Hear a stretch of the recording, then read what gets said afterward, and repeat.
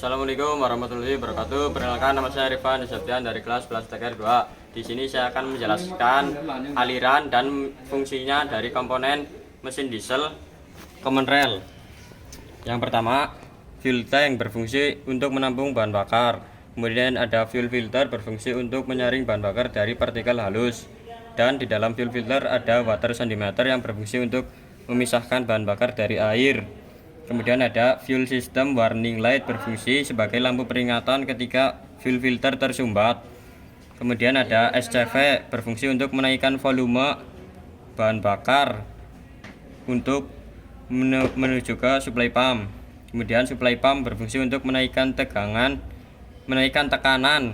bahan bakar dari 135 MPa sampai 160 MPa. Kemudian fuel pressure sensor berfungsi untuk mendeteksi tekanan bahan bakar yang ada di common rail.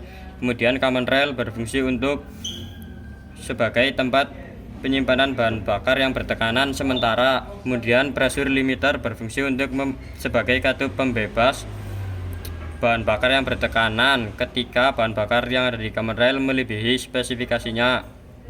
Kemudian ada injektor berfungsi untuk menyemprotkan bahan bakar menuju ke ruang silinder. Kemudian ada fuel cooler berfungsi untuk mendinginkan bahan bakar sebelum menuju ke fuel tank. Kemudian ada NE signal sebagai crankshaft position sensor, G signal, camshaft position sensor, dan vario signal sebagai bukaan pedal gas. Kemudian ada engine ECU dan EDU yang berfungsi untuk menaikkan tegangan dari 12 volt sampai 150 volt.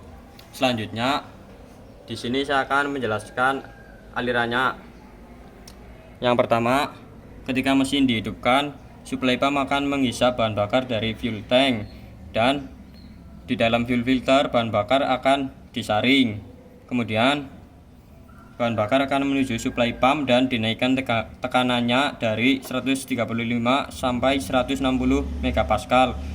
Kemudian bahan bakar akan dialirkan menuju ke common rail dan akan dideteksi tekanannya oleh fuel pressure sensor, dan bahan bakar yang bertekanan ada di common rail akan dialirkan menuju ke masing-masing injektor, tetapi belum disemprotkan sebelum ada perintah dari NE signal atau crankshaft position sensor dan G signal, camshaft position sensor, kemudian vario signal bukaan pedal gas. Kemudian sinyal ini akan melaporkan ke ECU dan ECU akan melaporkan ke EDU dan EDU akan meningkatkan tegangan dari 12 volt sampai 150 volt, dan setelah itu solenoid akan membuka dan bahan bakar kemudian akan disemprotkan menuju ke ruang silinder.